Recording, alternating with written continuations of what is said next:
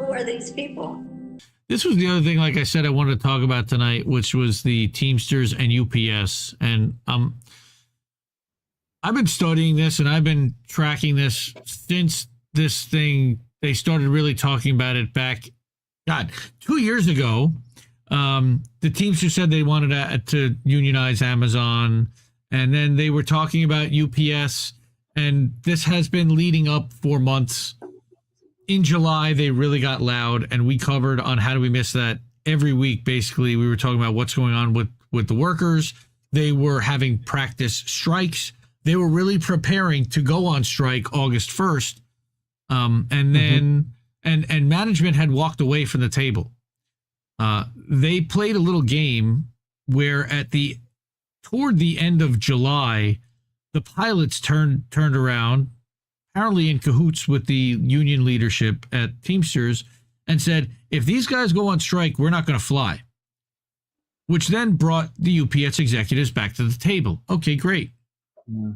Now, with that kind of leverage, you would think that the Teamsters would hold out to get every single thing that they wanted in this deal and wouldn't take the first thing offered to them on the first day of negotiations. But that's what happened. Not only that, but then they ran around and spiked the football as if they just got the biggest win in history, when there are substantial things that did not get gained.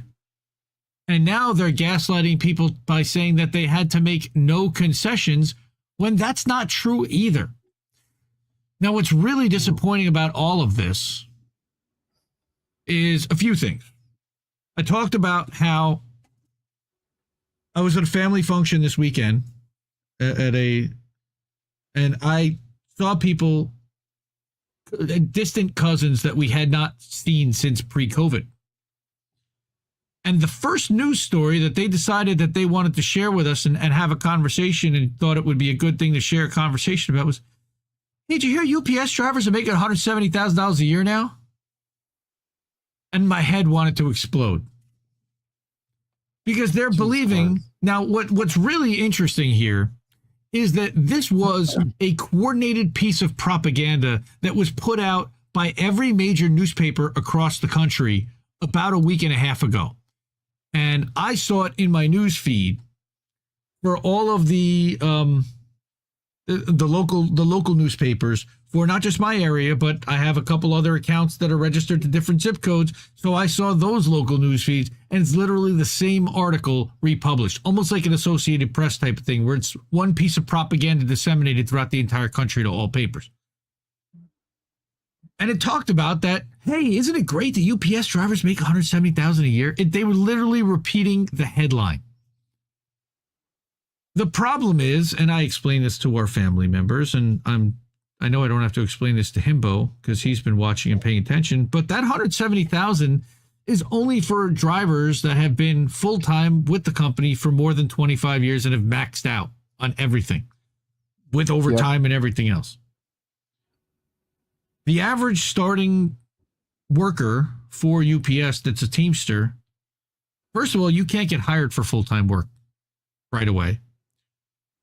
They only hire you at part-time, and they are now only guaranteeing you 4 hours per day. Until this new contract was ratified, and you can see today that it was ratified, they were making, I think, $16.50, $16.65, $15, $16 an hour, somewhere around that. That was the starting salary, hourly wage for a warehouse worker or for a starting part-time driver on 4 hours a day. Max, I think it was. That's all they're getting. $80 a day. Not even. Before taxes. They also said that they would put air conditioning. Oh, dude, it's so brutal. All right. But then this gaslight that the whole world believes that now all UPS drivers make $170,000 a year because the article said so. So $30 billion contract. Now, what's really disappointing, now, I don't know if you know who More Perfect Union is. They're actually a pretty good outlet. They're one of the better labor outlets. Yeah. They were started by... I followed them. Yeah. They were started by Faz Shakir, who was Bernie Sanders' campaign manager. All right. But this is propaganda on behalf of Teamster leadership. However, and this is what I mean. Teamster members who work at UPS voted to approve a historic contract with shipping conglomerate, which goes through 2028, passed with 86.4% of the vote. All right. Now, that is a very high percentage of the people who voted, and a record 58% of the union's eligible 340,000 members voted. Why did they all vote yes?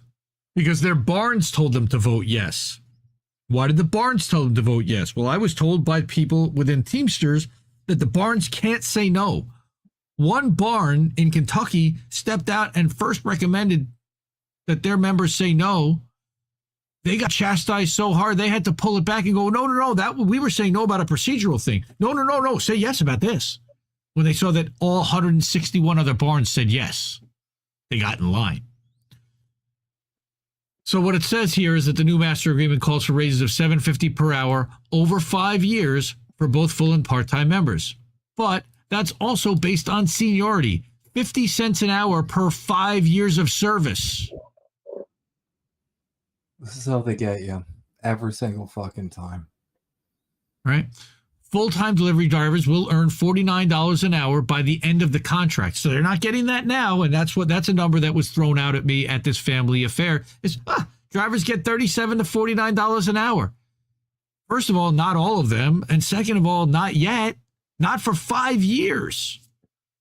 Part-time workers. But they'll never say that.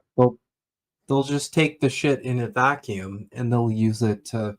It's not that. It's not that. What the point is that it was omitted from the article, so these people never even had the data point to be able to know it because they never dug any further. But I did, because this is what I do for How Do We Miss That and what we do in independent media. We dig deeper, and we know that the corporate media is bullshit and spinning a narrative on behalf of a corporate framing.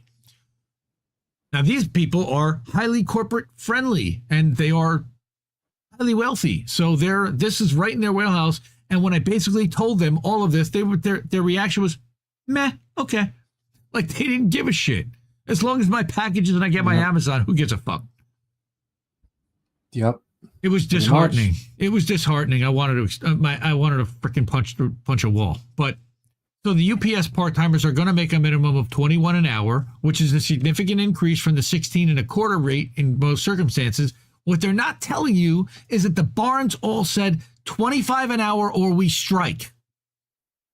Notice that's nowhere in this article. They will never acknowledge that this is what they actually were. By the end of the contract, some part-timers will be making at least $25.75, except that the minimum is $23. What happened to 25 or strike? You never even got close to 25 for the starting. Local wage adjustments, known as market rate adjustments, and other specific regional specific clauses were negotiated separately in 45 supplementary agreements. We got to find out what the hell's in all of those. But 44 of the 45 were also approved by local members. The one is in Kentucky, like I said. Right? Contract hammered out. It's depressing. So bad. It's depressing how watered down this got already. Oh, it's terrible. It's terrible. So, but notice again, they're not giving you any details of what was in the contract other than the fact that Jimmy Hoffa, Jimmy Hoffa Jr., he was terrible, and that he negotiated a terrible contract the last two times in 2013 and 2018, and that, Sean O'Brien, even though he's an ally to Hoffa, he actually did a whole lot better. Right, by former Hoffa ally. He was elected in 2022 on the promise that he'd lead that tough and uncompromising negotiation. Right? Only he was talking to Biden this whole time. So here's what... really talking to him now? Well, supposedly, Biden was basically saying, don't do it. Don't do it. You want to fuck the Democratic Party? Don't do it. You're going to screw yourself. You're going to screw the party, and then you're going to hand this over to Republicans. And are Republicans doing anything for you guys, big labor? No. You got no shot, but with us. You got no shot with them either. But at least we'll listen. They won't even listen to you. They're too busy listening to the Catholic Church. Right? The Teamsters list of demands was not insignificant. Right? They had to get out of the... And here's the propaganda talking about how bad it was. UPS agreed to drop that provision about the dual wage scale, which they still have. This is such bullshit. Every UPS truck will be equipped with air conditioning. No, every new off-the-line UPS truck will be equipped with air conditioning. They're lying again. As ACs aired into the trucks, the driver-facing cameras the UPS had used to monitor will be also removed as part of the agreement. But not all of them. And the AC will only be added to 28,000 of the 90,000 trucks in the fleet. And every truck that comes off the line today will not have air conditioning and will be in service till about 2040. They will still have drivers not having air conditioning through the next decade and a half. They don't tell you any of that either. All right, here, the part-time workers. Oh, the victory is both significant and somewhat bittersweet. Okay, so they did here acknowledge the $25 an hour salary right out of the gate. And look at how they actually softened this. They did agree to hire at least 7,000 full-time employees. The talk was that if it wasn't at least 10,000 more, that's a loss. Right? Yeah. O'Brien won his election with the support of the part-timers. He fucked them over badly, knowing that more than 50% of the union was part-time. All right? The contract, seen largely as a victory for the union, allows them to avert what would have been a very costly strike. $800 million a day, I believe, was what they were talking about in money. All right? Teamsters will also save a significant amount of money, which can now be put towards his most ambitious initiative, organizing Amazon. He's also probably going to get a healthy bonus, I would guess, for having to avoid having to pay out strike fund pay. Even though he just blew the yellow freight shit, by the way. The nation's next major contract battle is taking place at UAW, right? And now they're talking about UAW. But Sean Fain, who's their president, he also is talking to Biden, and he's literally following the same path as Teamsters and as Sean O'Brien. And guess what the corporate media is going to do for him when he negotiates a 60% raise over 5 years, which barely keeps up with the cost of living and doesn't really give anyone a real raise. I'm just spitting mad and disgusted. This is so it's so depressing, like, when you realize that, like, this is where we're at insofar as, like, these are the workers who are trying to fight for this. They're literally the fucking people. And I know I've said this before, I don't care, it bears repeating. These are the people who are literally putting food on your table. These are labor is the reason why you have everything in the room you're in right now when you're watching me speak. The workers are the ones generating the fucking value, and they're the ones who have to fight like this just to get enough. Like, it's never anything ridiculous. Nobody's saying, like, you know, I want an airship. I don't know why I said airship. That's ridiculous. I don't care. I'm going with it. Nobody's saying they want an airship. Nope. They're just saying, hey, I'd like to not starve to death, please. I'd like to be able to keep up on my bills. Healthcare, please, is the meme. Yeah, I'd like to maybe shovel my way out of all this fucking debt I'm in. Because up here in Canada, that's 2/3 of the whole country. You can look that up. That's actually, unfortunately, a reality now. And these are the people who are generating all of the value. Mm-hmm. We're literally making the world go round. Like, we're the reason why everything happens. And we've got to basically live on our knees for this bullshit when we've got this, and I'm not even going to call them the capitalist class anymore. I'm just going to call them the parasite class. When you got this fucking parasite on our back, that's just like, no, I don't think so. And it's like, okay, well, you know what? Like, I almost want to, like, I almost want to, like, start encouraging, you know, like, workers to be like, okay, what if we kind of hinted that we're trying to do this the nice way, and the other way is not so much of a nice way, and you can Google the word Lenin if you'd like to figure out where that goes. Right. Because holy fucking shit, like this is like, okay, let's have a talk, let's negotiate it. Like, look at history for what comes next, motherfuckers. It's a lot less advantageous to yourselves than what we're trying to figure out here, right? Yeah, I mean, I feel for those part timers, and more importantly, and they don't even make mention of the warehouses. A lot of these guys work in warehouses. They work in the air hubs. INN's Joe works in the Philadelphia air hub, as a matter of fact.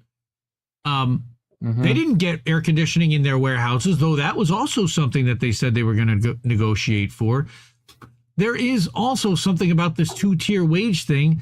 How is it that full-timers are still going to be making this and part-timers make a whole lot less? Why shouldn't everybody make the same hourly wage? And it should just be you pay them differently based upon their seniority, but number of hours that they're giving out, it should all be the same. Like whether they're part-time, full-time, that's also a 2-tier wage system.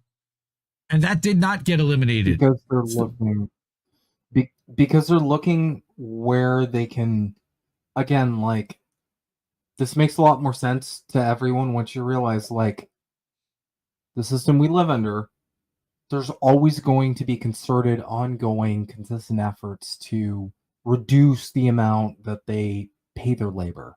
So if they can get away with, like, okay, well, fuck, we have to pay the full-timers more, then they're going to look, okay, where can we offset this? Where can we... Because at the end of the day, it's all about growth and it's all about profits.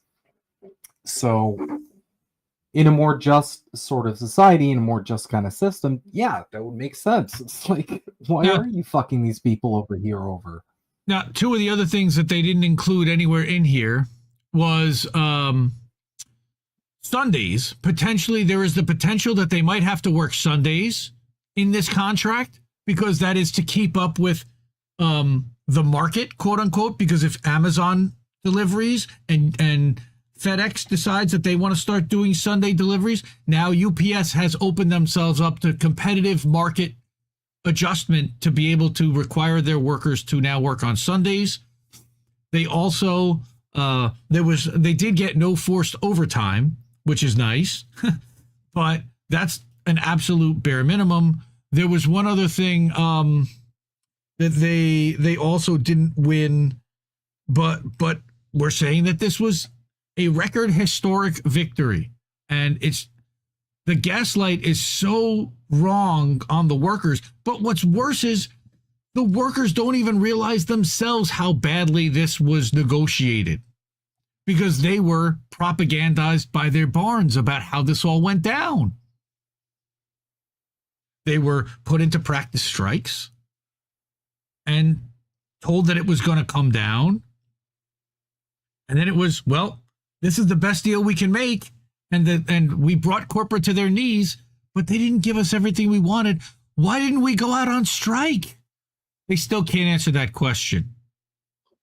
Why did they cave? And that's the problem. If you're always going to be like, this is the line I'm drawing, this is the line in the sand, and then you move the line back, it's like, okay, well, like, we're never going to move forward if you're taking steps backward. That's never going to happen.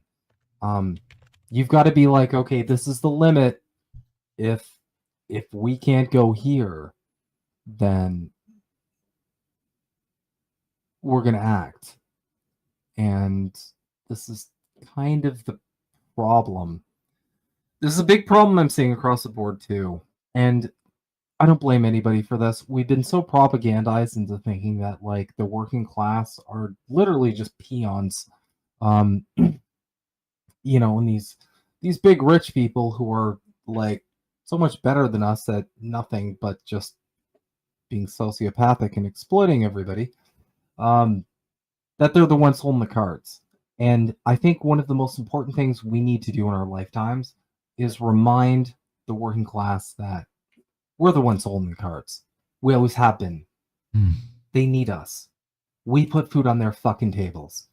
And I think this is a good example of like the wrong kind of mindset. Me kind of commenting on this charitably, but obviously I have my own theories as to less charitable conclusions. We need people to realize that labor should always be holding the carts, because like nobody's buying another yacht, nobody's buying a third house without labor, without those people working and exploiting their labor and making a bolt. Yep. Yeah, Without their labor being exploited. I remember the final point that they didn't mention in the article was about personal vehicle deliveries, or PVDs, which now is also part of the contract that had never been before.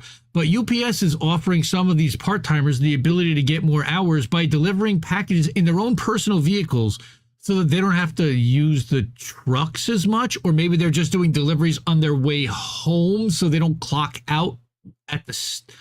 I don't know exactly how that works, but PVDs are absolutely part now of this, and that was something that the union was also trying to negotiate to eliminate. So how do you say there's no concessions when that continues? It's a gaslight. Here's my question. Is like fuel reimbursed? If you're like, so you're driving around delivering shit in your personal vehicle, so is like gas reimbursed? Are they just saying, so. okay, well, you can just drive? Yeah, I hope so. I would guess that they're expensing for the car, but still they'll pay you X amount per mile, whatever that rate is.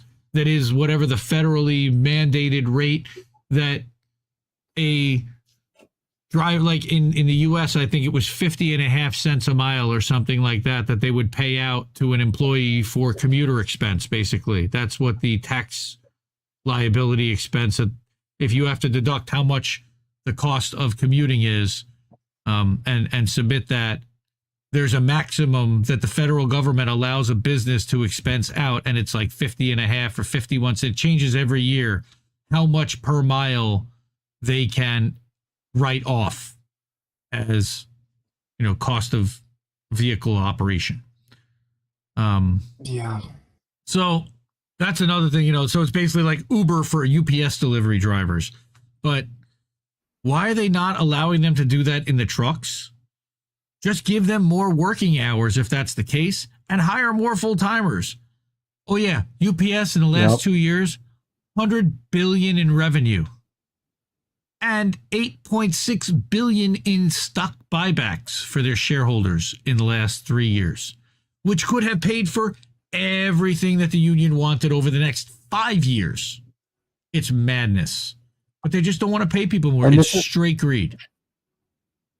And this is, by the way, on top of like, this isn't like all of this is going to be cutting out of someone's pocket. Everybody's making money here. This is like just excess. And again, the only reason why they're doing that well is because they're exploiting their workers to begin with. Well, they're cutting every corner. I've always felt like those brags were like, oh, we're creating record growth. I don't think that's even like a message to the shareholders. I think that's a power move for the workers as well. Insofar as like, yeah, we're fucking you, and there's nothing you can do about it. Seriously. Because like, I holy enjoy shit. it. Well, that's that. Nancy would agree with you there. So, I think that's about all I had for tonight. But I just wanted to rail about UPS and Teamsters because that happened tonight, and Reef doesn't want me to talk about it on Sundays. It's making him crazy to hear about labor every freaking story. And I figure since this is a show about working and workers and not being able to work and nobody who wants to work, here's another case where UPS Teamsters, part-timers, they want to work. They can't get the hours. They can't get the salary. They can't get the working conditions. And now for the next 5 years, they're going to continue to not get what they actually earn, deserve, and deliver and produce for a company that is making record profits. So, And if they try and get another job, they're going to be in our fucking seats. So, well, There they you go. already have to have another job because they're only part-timers for the most part. Unless you've been there 10, 15, 20 years, you don't even earn your spot to go full-time unless somebody else retires or leaves or drops dead. I mean, that's literally how guys are getting these jobs, but now only 7,000 or 7,500 will be converted to full-time from part-time. That means there are right now 193,000 part-timers that don't see any path to going full-time unless somebody leaves ahead of them. And they signed off on this, and we're excited to sign off on it. That's a gaslight. That's not knowing what the value of your labor is. And I feel for all these UPS Teamsters, really, like, fuck man. So, I hate to depress everybody, but hey, nobody wants to work anymore, right?